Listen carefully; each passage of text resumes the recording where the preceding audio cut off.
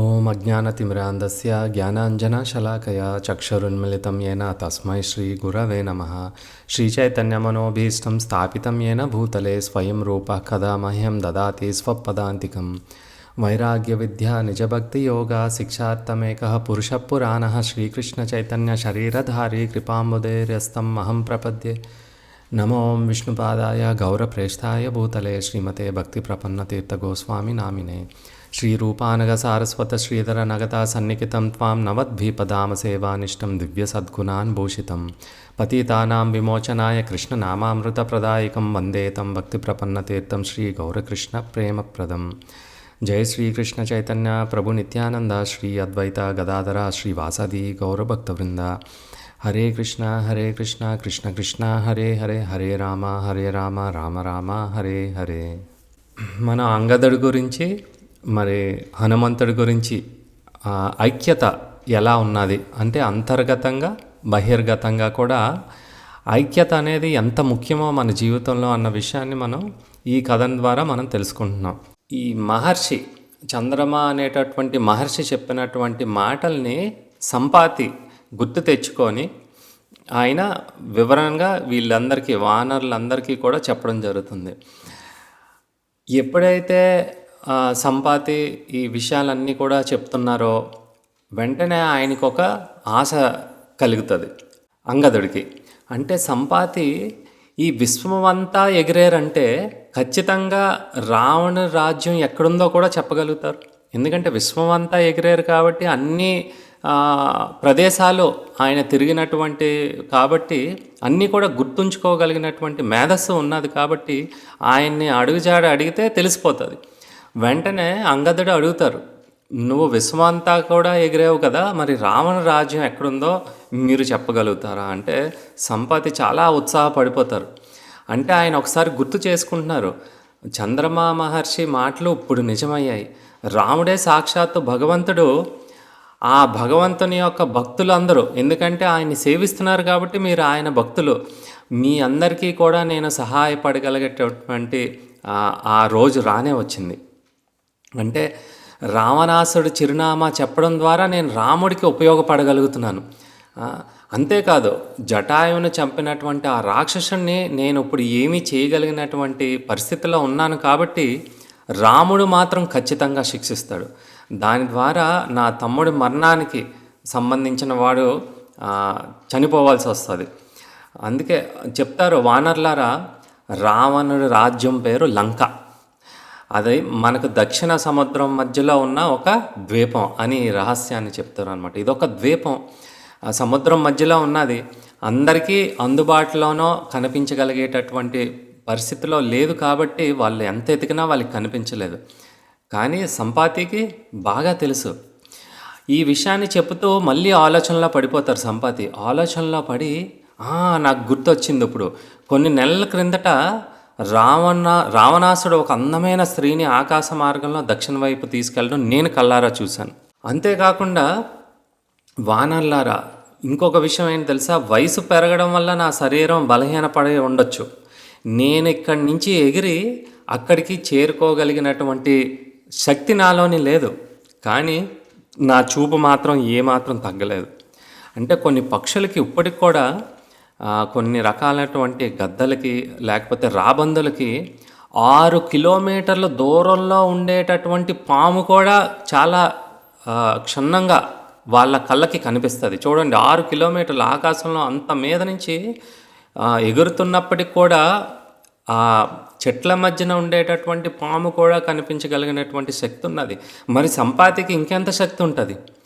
ఆయన ఒక్కసారి సముద్రం అవతల వైపు ఉండేటటువంటి ఆ లంక వైపుగా దృష్టి సారిస్తారు. సారించి ఇప్పుడు చెప్తారు, సీతమ్మ ప్రస్తుతం రావణుడి రాజ్యమైన లంకలోనే ఉంది అని నిర్ధారించి చెప్తారు ఆయన దృష్టితో చూసి. ఈ మాట విన్నారో లేదో వానర్లందరూ కూడా ఎగిరెగిరి గెంతులేస్తున్నారు. ఇంకా వాళ్ళ ఆనందానికి హద్దు లేదు. ఇప్పుడు దాకా వాళ్ళ మధ్యన ఉన్నటువంటి మనస్పర్ధాలన్నీ కూడా మర్చిపోయారు. ఎందుకంటే శుభమైనటువంటి వార్త వాళ్ళందరినీ కూడా సంతోషపరిచింది. ఆ సంతోషంలోని ముందుగా ఉండేటటువంటి వాళ్ళ మధ్యన జరిగిన విభేదాల గురించి పూర్తిగా మర్చిపోయారు. ఉత్సాహంతో ఒకరినొకరు ఇప్పుడు కౌగిలించుకోవడం, ఆలింగనం చేసుకోవడం మొదలుపెట్టారు. సంబరాలు చేసుకుంటున్నారు. కొంత సమయం అయిన తర్వాత వాళ్ళందరూ కూడా ఇప్పుడు సీతమ్మ తల్లిని వెనక్కి తీసుకొని రావటం కోసం మనం ఏం చెయ్యాలి అన్న విషయాల గురించి ఇప్పుడు పూర్తిగా ఆలోచించడం మొదలుపెట్టారు. అంగదుడు కూడా సుగ్రీవుడిపై తనకున్న అనుమానాలన్నీ కూడా పక్కన పెట్టేశారు ఇప్పుడు. ఎందుకు అలా పక్కన పెట్టగలిగారు? ఒకటే, రాముడి పట్ల ఆయనకు ఉండేటటువంటి భక్తి అంత బలంగా ఉన్నది. మనం కూడా భగవంతుడి మీద భక్తి మనం చూపించినట్టయితే, ఆ భక్తి మార్గంలో ఉన్నట్టయితే మనల్ని ఎన్నో అనుమానాలు చుట్టుముట్టొచ్చు. మన జీవితంలోని మనకి ఎన్నో కష్టాలు ఎదురవ్వచ్చు. అయినా కూడా రాముని సేవలో ఉన్నప్పుడు అవన్నీ కూడా తొలగిపోతాయి. ఇప్పుడు వీళ్ళందరూ ఆలోచించేది ఏంటి? రాముడి సేవలో విజయం సాధించాలి. అంతేకాని వాళ్ళ మధ్యన ఉండేటటువంటి మనస్పర్ధాలని ఎక్కువ చేసుకొని ఎవరంటే ఎంత అని చూపించుకోవడానికి కాదు. వాళ్ళ లక్ష్యం ఒకటే, రాముడికి నేను ఎలా ఉపయోగపడగలుగుతాను. మనం కూడా అదే ఆలోచించాలి. శ్రీరామచంద్రుడికి నా జీవితం, నేను నా ఊపిరి ఆయన పాదాల కోసం ఎలా ఉపయోగపడుతుంది అన్న విషయం గురించే మనం ఎప్పుడు ఆలోచించాలి. అప్పుడు మన జీవితంలో ఉండేటటువంటి కష్టాలు, అనుమానాలు అన్నీ కూడా మనం నెట్టగలుగుతాం. అంటే ఒక ఉన్నతమైన లక్ష్యం కోసం మనసులోనున్న అపార్థాలన్నీ తొలగించుకోవడమే నిజమైనటువంటి ఐక్యత. ఏమైక్యత? అంతర్గత ఐక్యత. ఈ రోజునాడు మనతో మనకే ఐక్యత లేదు కదా. మనతో మనమే సరిగా ఉండట్లేదు. మన గురించి మనమే సరిగా ఆలోచించట్లేదు. అంటే మన మనసులో ఉండేటటువంటి అంతర్గత ఐక్యత క్షీణించిపోతున్నది. అది జరగకుండా ఉండాలంటే ఏదో ఒక ఉన్నతమైనటువంటి లక్ష్యం సంపాదించడం కోసం మనం బతకాలి. ఏదో బతుకుతున్నాం కదా, బతికినంతకాలం బతికి చనిపోతాం అని అనుకోకూడదు. ఆఖరి రోజులు వచ్చాయి, ఇంకేమీ చేయవలసిన అవసరం లేదో, ఇలాగా జీవితం నా ప్రాణం పోతే కాదు. అది ఆఖరి శ్వాస దాకా భగవంతుడికి నేను ఎలా ఉపయోగపడగలుగుతాను, ఆఖరి శ్వాస దాకా భగవంతుడిని నేను ఎలా సేవించగలుగుతానో వీలైనంత వరకు అన్నటువంటి లక్ష్యం ఉన్నప్పుడు మాత్రమే మనం సంతోషంగా ఉండగలుగుతాం. ఈ సంఘటన తర్వాత అంగదుడు ఎప్పుడూ కూడా వాళ్ళ బాబాయ్ అయినటువంటి సుగ్రీవుడి పట్ల ఎటువంటి అనుమానాలు వచ్చే అవకాశాన్ని ఇవ్వలేదు. మనం కూడా ఎప్పుడైనా మన అందరం కలిసి ఒక పనిని సాధించాలనుకున్నప్పుడు మన ఇతరుల మీద ఉండేటటువంటి అనుమానాలన్నిటినీ కూడా దూరం పెట్టేయాలి, దగ్గరికి రానివ్వకూడదు. చివరికి అంగదుడు సుగ్రీవుడి నాయకత్వంలోని చాలా నమ్మకంగా ఎంతోమంది రాక్షసులతో పోరాడి వాళ్ళందరినీ కూడా కుప్పకూల్చడం జరుగుతుంది. అంతేకాకుండా ఇప్పుడు 2 పార్టీల కింద విడిపోయాయి కదా. అంగదుడు ఉన్నటువంటి సగభాగం హనుమంతుడి దగ్గరికి వెళ్ళిపోయారు, సగభాగం ఈ అంగదుడితో పాటు ఉపవాసం ఉండి వాళ్ళ ప్రాణాలని వదిలేద్దామని అనుకున్నారు. ఇప్పుడు వాళ్ళిద్దరి మధ్యన ఉండేటటువంటి ఒకరినొకరు చేసుకునేటటువంటి ఆరోపణల గురించి కూడా మర్చిపోయారు. ఇప్పుడు గత విషయాలని అన్నిటినీ కూడా వానరుల మధ్యన జరిగినటువంటి మనస్పర్ధలు, ఆరోపణలు ఇవన్నీ కూడా ఈ విషయాలన్నింటినీ కూడా వదిలేశారు. ఇప్పుడు వారంతా ఇప్పుడు ఐక్యంగా రాముడి సేవలో నిమగ్నం అవ్వటానికి సిద్ధమయ్యారు. ఖచ్చితంగా విజయాన్ని సాధిస్తారనేటటువంటి ఒక సూచన ఇది. మన విషయంలో కూడా మనం ఎప్పుడూ కూడా మన జీవితంలోని భవిష్యత్తులోని ఎలాగ మనం ముందుకు వెళ్ళాలనే విషయాన్ని మనం ఆలోచించాలి, కానీ గతాన్ని తవ్వుకోకూడదు. కానీ చాలా సమయాన్ని, ముఖ్యంగా కొంత వయసు వచ్చేటప్పుడు జరిగిపోయినటువంటి గతాన్ని అలా తవ్వుకొని మీ వల్ల నా జీవితం ఇలాగ అయిపోయింది, ఆ రోజు మీరు ఆదుకోలేదు, లేకపోతే మళ్ళీ ఎప్పుడైనా వాళ్ళు కలిసే అవకాశం ఉంటే వాళ్ళని కడిగేద్దాం, వాళ్ళ పరువు తీసేద్దాం. ఇటువంటి చాలా దిగజారిపోయినటువంటి మనస్తత్వంతో అందరూ ఉంటున్నారు. ఎందుకు అలా ఉంటున్నారంటే వాళ్ళ జీవితంలో సాధించాలని ఏమీ అనుకోవట్లేదు. వాళ్ళంతా ఖాళీగా ఉన్నారు, వాళ్ళ బుర్ర కూడా ఖాళీగా ఉన్నది, వాళ్ళ బుద్ధి సరిగా పని చేయట్లేదు, వాళ్ళకి ఒక లక్ష్యం లేదు. అంటే భగవంతుని చేరుకునేటటువంటి లక్ష్యం ఎవరెవరికైతే ఉండదో, వాళ్ళ జీవితం అంతా కూడా ఇలా గతాన్ని తవ్వుకుంటూనే బతికేస్తారు. ఎప్పుడో ఇలా గడుపుతూ, గడుపుతూ ఒకసారి వాళ్ళని పూడ్చడానికే గొయ్య తవ్వాల్సొస్తది. అందుకే గతాన్ని ఎప్పుడూ కూడా మనం గుర్తు చేసుకోకూడదు. దాని నుంచి మనం నేర్చుకునేటటువంటి పాఠాల్ని మనం గుర్తు చేసుకుంటూ ముందుకు వెళ్ళాలి కానీ, గతంలో జరిగినవి మీకు జరిగిన అన్యాయాల్ని ఎవరు అన్యాయం చేశారో వాళ్ళకి మళ్ళీ బుద్ధి చెప్పాలని అలాగెప్పుడూ అనుకోవద్దు. జరిగిపోయింది వదిలిపెట్టేయండి. వాళ్ళని క్షమించేయండి. అలా క్షమించడం వల్ల, మళ్ళీ వాళ్ళని ఆదుకోవడం వల్ల మన మనసు ఎప్పుడు ప్రశాంతంగా ఉంటది. భగవంతుడు కూడా ఒక్కొక్కసారి ఏం చేస్తారంటే, ఒక పెద్ద సమస్యనిస్తారు. ఆ సమస్య ఎలా తీరుతుందా అని అనుకునే లోపటే ఇంకొక పెద్ద సమస్యనిస్తారు. కానీ రెండవసారి ఇచ్చిన పెద్ద సమస్యలోనే పరిష్కారం కూడా దొరుకుతుంది.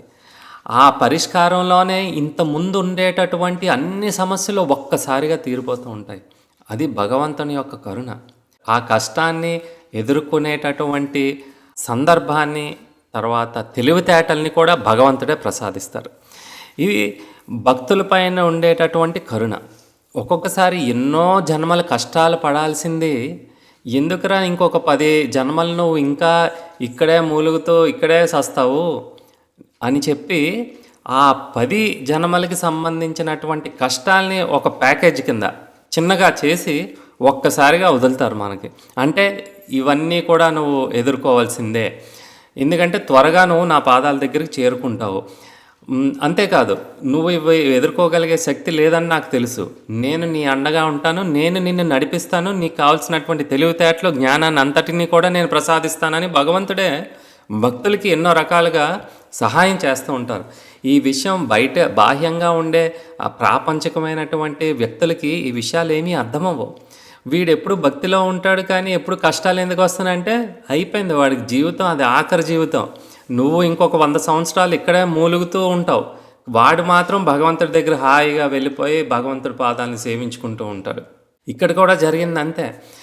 కథ వివరాల్లోకి వెళ్ళామనుకోండి, మొదట ఏమైంది, చాలా బలమైనటువంటి వ్యక్తులందరూ కూడా ఒక లక్ష్యాన్ని సాధించడం కోసమని ఏకమవ్వారు. ఎవరు? అంగదుడు, హనుమంతుడు, మరి జాంబవంతుడు.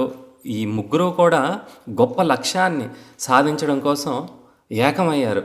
అయితే ఎప్పుడైతే వాళ్ళు ఆశించినటువంటి ఫలితం రాలేదో ఈ విభేదాలు అనేవి మొదలయ్యాయి. మన జీవితంలోని అంతే కదా. ఒక 4-5 కలిసి ఒక మంచి పని చేయాలనుకుంటారు, అది జరగలేనప్పుడు నీ వల్లే జరిగింది అంటే నీ వల్లే జరిగింది అంటే బ్లేమింగ్, ఒకరిపైన ఒకరు బ్లేమ్ చేసుకోవడం అనేది ఎక్కువైపోతున్నది ఈ మధ్యకాలంలో. ఇది తప్పించి ఇంకోటి ఉండట్లేదు. వాటిలన్నిటినీ కూడా పక్కన పెట్టి, సరే ఇప్పుడు మనం అనుకున్న ప్రకారంగా జరగలేదు, జరగాలంటే ఏం చేయాలన్న దాని మీద మనసుని లగ్నం చెయ్యాలి. ఈ సమస్యలో ఉన్నప్పుడు అకస్మాత్తుగా ఇంకొక పెద్ద సమస్య ఎదురైంది కదా. ఏంటది? ఒక సంపాతి వచ్చారు. సంపాతి వేటగాడి రూపంలో వచ్చి వాళ్ళ జీవితాలన్నింటినీ కూడా ముగించడానికి వచ్చారు, వాళ్ళందరినీ కూడా తినేయటానికి. కానీ భగవంతుడు ఇచ్చినటువంటి బుద్ధిబలం వల్ల అంగదుడు జటాయువు గురించి ప్రస్తావించడం వల్ల వాళ్ళందరూ బతికిపోయారు. జటాయువు అనేటటువంటి పదం అంగదుడు మాట ద్వారా రాలేదంటే అక్కడ ఉండేటటువంటి వానరులందరూ కూడా చెల్లాచెదరు అయిపోవడమే, వాళ్ళ జీవితాలన్నీ కూడా ముగిసిపోవడమే. అంటే భగవంతుని కార్యం పూర్తి అవ్వకముందే జీవితాన్ని వదిలిపెట్టేయటం మధ్యలోనే. అలా జరగకుండా చేసింది ఎవరు? ఆ శ్రీరామచంద్రుడే ఆ తెలివితేటలు అంగదుడికి ఇవ్వడం వల్ల ఆ జటాయువు గురించి ప్రస్తావించడం. వెంటనే రాముడికి ఎవరైతే ఇప్పుడు రాముడి సేవ చేసే వాళ్ళకి అపాయం చేకూర్చాలనుకుంటున్నారో వాళ్ళే ఇప్పుడు సహాయంగా మారారు కదా. ఇప్పుడు వాళ్ళ భక్తి మాటల ద్వారానే కాకుండా ఆ భక్తే వాళ్ళ ప్రాణాలను ఇప్పుడు కాపాడింది. పోనీ ప్రాణం కాపాడిందా అంటే కాదు. అంతేకాదు, సీతమ్మని వెతికేటటువంటి లక్ష్యాన్ని కూడా కాపాడింది. జటాయు పేరు వినగానే వేటగాడిలా వచ్చిన సంపాతి వాళ్ళందరి యొక్క శ్రేయోభిలాషిగా మారిపోయారు. సీతమ్మ ఉండేటటువంటి చోటుని ఆయన చెప్పడం జరిగింది. మనం కూడా ఏదైనా మనం ఒక భగవంతుని కార్యాన్ని మొదలుపెట్టేటప్పుడు పూర్తి నమ్మకంతోని మనం ఆ పనిని మొదలుపెట్టాలి.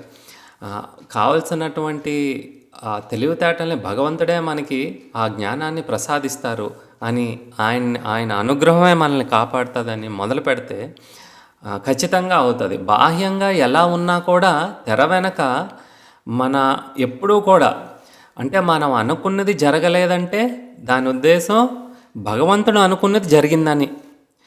భగవంతుడు అనుకున్నది జరిగిందంటే ఖచ్చితంగా అది మనకి సహాయపడుతుందన్న ఆ విషయాన్ని మనం అర్థం చేసుకోవాలి. కానీ మనం ఎప్పుడు ఏమనుకుంటాం, భగవంతుడిని నేను కోరుకున్నాను, భగవంతుని నేను మొక్కుకున్నాను, భగవంతుడికి ఏవో సేవలన్నీ కూడా చేశాను నేను ఆ గుడిలోని, కానీ నేను అనుకున్నట్టుగా జరగలేదు అంటే భగవంతుడు నాకు కృప అందించలేదు, కాబట్టి నేను భగవంతుని ఇంకెప్పుడు కూడా నేను నమ్మను, భగవంతుని నేను సేవించను. కాదు, అది సరికాదు. అంటే నీకు ఇంకా మంచి జరగాలని ఇంకా పెద్ద ప్లాన్ మీద ఉన్నారు భగవంతుడు. ఇంత చిన్న విషయం కాదు, ఇంకా ప్రయోజకుడిగా తయారు చేస్తాను, నువ్వు ఇంకా గొప్ప కష్టాన్ని ఎదుర్కొని ఇంకా గొప్ప ఫలితాన్ని నువ్వు అందేటట్టుగా నేను చేస్తాను. అంటే మనం అనుకున్నట్టుగా జరగలేదంటే గుర్తుపెట్టుకోండి, భగవంతుడు అనుకున్నట్టుగా జరిగిందని. భగవంతుడు అనుకున్నట్టుగా జరిగిందంటే ఇంకా పెద్దగా మనకి మంచి జరుగుతుంది అన్న విషయాన్ని మీరు ఎప్పుడూ కూడా మర్చిపోవద్దు. భగవంతుడి సేవలో ఉన్నప్పుడు ఎప్పుడు ఏ సమయంలో ఎలాంటి మలుపు జరుగుతుందో మన జీవితంలో మనం ఊహించలేం. ఎంత దారుణమైనటువంటి కష్టం వచ్చినా కూడా మనం భగవంతుడి పైన ఉండేటటువంటి నమ్మకాన్ని కోల్పోకూడదు. భగవంతుడి పైన మనకు ఉండేటటువంటి శ్రద్ధని తగ్గించుకోకూడదు. అయితే అప్పటికీ కూడా మనం ఒకవేళ నమ్మకాన్ని కోల్పోయినా భగవంతుడు మాత్రం మనల్ని వదలరు. మనం భగవంతుడిని కొంతవరకు నమ్మి వదిలేయవచ్చు, కానీ భగవంతుడు చూడండి ఎంత దయామయుడు అంటే ఆయన మనల్ని సహాయం చేస్తూనే ఉంటారు. మన మధ్యన ఉండేటటువంటి అభిప్రాయ భేదాలను అన్నింటినీ కూడా అవన్నీ సహజంగా వస్తూ ఉంటాయి, వ్యక్తుల మధ్యన మనుషుల మధ్యన వస్తూ ఉంటాయి. ఈ కలియుగంలో మరీ ఎక్కువైపోయింది. అయినప్పటికీ కూడా ఈ లక్ష్యాన్ని దృష్టిలోకి భగవంతుడు సహాయం ద్వారా లక్ష్యంపైనే మన దృష్టి పెట్టడాన్ని భగవంతుడు కల్పిస్తారు. ఎప్పుడైతే లక్ష్యం పైన మన దృష్టి ఎప్పుడూ ఉంటుందో మన మనుషుల మధ్యన జరిగేటటువంటి ఈ అభిప్రాయ భేదాలన్నింటినీ కూడా మనం మర్చిపోతూ ఉంటాం. కాబట్టి మనం స్వచ్ఛంగా ఆ లక్ష్యం పైన దృష్టి పెట్టాలి. ఆ లక్ష్యం మీద మన దృష్టి పెట్టేటప్పుడు కొండంత ఎత్తైనటువంటి సమస్య వచ్చినా మనం భయపడం. సమస్యలు ఏవి కూడా మనల్ని ఏమీ చేయలేవు, మనల్ని భయపెట్టలేవు. అంతేకాదు, ఒకే ఆశయం కోసం మనం ఏకమైతే అంటే ఒకరి వల్ల మనం ఏది సాధించలేం జీవితంలో. గుర్తుపెట్టుకోండి, మన చుట్టూ ఉండేటటువంటి మనల్ని మంచి కోరేటటువంటి బంధువులు, స్నేహితులు, వీళ్ళందరూ కూడా మనకి సహాయం చేసేటప్పుడు మనం అనుకునేటటువంటి లక్ష్యాన్ని సాధించగలుగుతాం. వాటితో పాటు దేవతలు, వాటితో పాటు స్వయాన భగవంతుడు, భక్తులు వీళ్ళందరూ కూడా ఏకమయమైనప్పుడు మాత్రమే మనం అనుకున్నది సాధించగలుగుతాం. భగవద్గీతలో ఏం చెప్తున్నారు, భగవంతుడు అందరి శ్రేయోభిలాషి. మీరు భగవంతుడు అంటే మీరు బాగుండాలి అని కోరుకున్న వాళ్ళలోని ముఖ్యమైన వ్యక్తి భగవంతుడు. మిగతా వాళ్ళు కూడా కోరుకుంటారు, కానీ మీకు ఏది మంచి చేస్తుందో, ఎలా మంచి జరుగుతుందో ఎవరు చెప్పలేరు, ఎవరు ఏమీ దానికోసం చెయ్యలేరు. సాధారణంగా భగవంతుడు మాత్రమే తెలుసు. భగవంతుడు మాత్రమే నిజంగా మీరు బాగుండాలని కోరుకుంటే మీరు బాగుపడిపోతారు కదా. అందరి శ్రేయోభిలాషి ఎవరంటే భగవంతుడు మాత్రమే.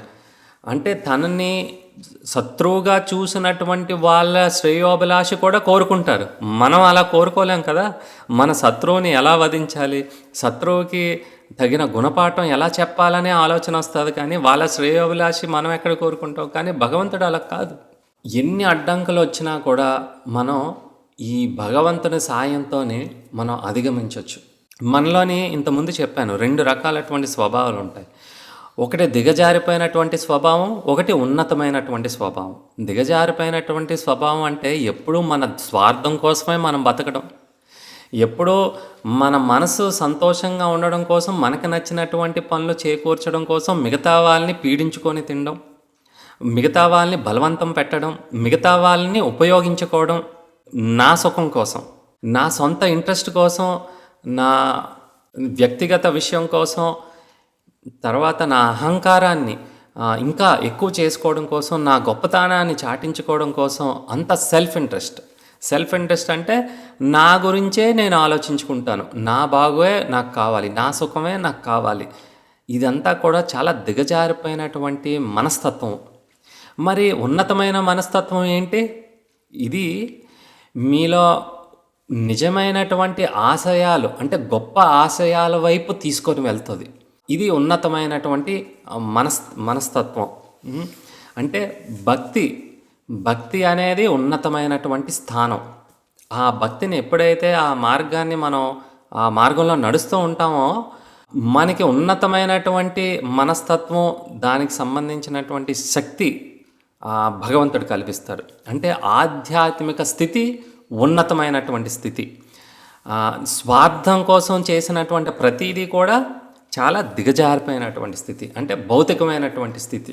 ఈ రెండు కూడా అంటే లౌకికంగా మనం ఎప్పుడూ కూడా అనుకుంటాం కదా, ఇవన్నీ భక్తికి సంబంధించినవి, భగవంతుడికి సంబంధించినవి తర్వాత చేస్తాం. ఇప్పుడు చాలా అత్యవసరమైనటువంటి పనులున్నాయి. ఏంటి అత్యవసరమైనటువంటి పనులు? పిల్లల్ని చూసుకోవాలి, ఉద్యోగం కాపాడుకోవాలి, రోజంతా నేను చాలా బిజీగా ఉంటాను. ఇవన్నీ ముఖ్యమైనవని నమ్మిస్తూ ఉంటుంది. ఎవరు? మాయాదేవి నమ్మిస్తూ ఉంటుంది. ఇదంతా కూడా మాయ. ఇప్పుడు కాదు, తర్వాత చూసుకుందాంలే. ఇంకా ముఖ్యమైన పని ఒకటి ఉన్నది. నువ్వు ఇంకా పెద్ద ప్రయోజకుడు అవ్వాలి, నువ్వు గొప్ప స్థానాన్ని లోకంలో సంపాదించాలి, ఆ తర్వాత రాముడి గురించి ఆలోచించదులే. ఇలాంటి పనులు ఒకదాని వెంట ఒకటే వస్తూ ఉంటుంది మన జీవితంలో కదా. ఇది అయిపోతే ఇంకొకటి, ఇది అయిపోతే ఇవి ఎప్పటికీ ఆగవు. ఇలాగ మీరు కంటిన్యూ అవుతూ ఉంటే ఎప్పుడూ కూడా ఆధ్యాత్మికంగా స్థిరపడే అవకాశం మనకి ఎప్పటికీ కలగదు. ఎప్పుడైతే ఆధ్యాత్మిక స్థిరత్వం మనకి రాలేదో ఆఖరి శ్వాస దాకా ఇలా దిగులుతోనే, డిస్సాటిస్ఫాక్షన్తోని, అసంతృప్తితోని మనం బతకాల్సిన అవసరం ఉంటుంది. బయట వాళ్ళకి అనిపించవచ్చు, వీడికి అన్ని సమస్యలు తీరిపోయాయి కదా, అన్ని బాధ్యతలు తీరిపోయాయి కదా. అవును, బహిరంగ ఉండేటటువంటి బంధాలకి సంబంధించినటువంటి అన్నీ తీరిపోవచ్చు, సమస్యలు, బాధ్యతలు అన్నీ కూడా. కానీ భగవంతుణ్ణి చేరుకోవాలనేటటువంటి నిజమైన సమస్య. దాన్ని మనం నిర్లక్ష్యం చేసినట్టయితే ఆ లక్ష్యాన్ని ఆఖరి శ్వాస దాకా మనం ఎప్పుడూ కూడా నిస్సంతృప్తితోనే ప్రతి క్షణం బతకాల్సి వస్తుంది. అంటే ప్రాపంచిక వ్యామోహంలో చిక్కుపోయాం మనం, ఆధ్యాత్మికంగా దారి తప్పాం. ఆధ్యాత్మికంగా మనం ఆ దారిలో ఉన్నప్పుడు అంటే ఇదంతా కూడా ఒక చిక్కుముడి లాంటిది. ఇందులోంచి బయటపడాలంటే నిత్యం మన శాస్త్రాల్ని అధ్యయనం చెయ్యాలి. శాస్త్రాలంటే గొప్ప గొప్ప శాస్త్రాలు ఏమి అక్కర్లే. రామాయణం, భగవద్గీత, భాగవతం, శ్రీమద్ భాగవతం, చైతన్య భాగవతం, ఈ శాస్త్రాలని కానీ మన అధ్యయనం చేస్తే మన బుద్ధి పదునవుతుంది. ఎప్పుడు ఎలా ఉపయోగించాలి మన తెలివితేటల్ని, ఏ సమస్యకి మనం ఏ రకంగా మనం రియాక్ట్ అవ్వాలి అనేది మనకు తెలిసిపోతుంది. ఎప్పుడైతే మనకి ఈ బుద్ధి కలుగుతుందో ఈ శాస్త్రాలు చదవడం ద్వారా, అధ్యయనం చేయడం ద్వారా మనకి భక్తిలో స్థిరం వస్తుంది. అంతేకాకుండా అంతర్గతంగా మనం చాలా భద్రతగా ఉంటాం. అంతర్గత భద్రత. మనం ఎప్పుడు సెక్యూరిటీ కోసమే కదా ఆలోచిస్తాము. దొంగల భారీ నుంచి సెక్యూరిటీ కావాలి, తాళాలు అవి వేసుకుంటాం తలుపులకి. ఫైనాన్షియల్ సెక్యూరిటీ కావాలి అంటే సరిపోయినటువంటి డబ్బులు లేకపోయినట్టయితే మనం సరిగా జీవించలేము. తర్వాత ఫ్యామిలీ సెక్యూరిటీ కావాలి, ఆ తర్వాత రిలేషన్షిప్ సెక్యూరిటీ కావాలి. ఇదిగో పెళ్లి చేసుకున్నాం, ఈ ఇద్దరి మధ్యన ఉండేటటువంటి బంధం ఎప్పటిదాకా నడుస్తుందో తెలీదు, నమ్మకంగా నడుస్తుందో లేదో తెలీదు ఇప్పుడున్న రోజుల్లోని. ఆ భద్రత ఉండదు. అంటే దీనికి భద్రత లేదు, మనసుకే భద్రత లేదు. అన్నిటికీ భద్రత ఇవ్వగలిగినది భక్తి మార్గం మాత్రమే. అందరూ కూడా భక్తిలో ఉన్నట్టయితే మనస్పర్ధాలు ఉండవు. అన్ని రకాలైనటువంటి భద్రత, బంధాల మధ్య కావలసినటువంటి భద్రత, అలాగే మనం బతకడానికి కావలసినటువంటి ఐశ్వర్యము, మన సమస్యలు తీర్చుకోగలిగినటువంటి ఆ బుద్ధి, ఆలోచన శక్తి లేకపోతే అన్నిటికీ భయపడిపోతూ ఉంటాం. దేన్ని ఎలాగ మనం సాధించాలి, మనకు వచ్చినటువంటి కష్టాన్ని ఎలాగ దాన్ని పరిష్కరించుకోవాలి అన్నది లేనప్పుడు, ఆ తెలివితేటలు లేనప్పుడు మనం ఎప్పుడు కూడా భద్రతగా లేనట్టే ఉంటుంది. అన్ని రకాలైనటువంటి భద్రత కల్పించగలిగినది ఒక్కటే, భగవద్భక్తి. మనం ఎప్పుడూ కూడా ఈ భక్తిలో ఉంటే మెచ్యూరిటీతోని వ్యవహరిస్తాం. మన జీవితాన్ని, మన మధ్యన ఉండేటటువంటి బంధాల మధ్యన పరిణతితోని మనం బాగా మన జీవితాన్ని గడపగలుగుతాం అన్నమాట.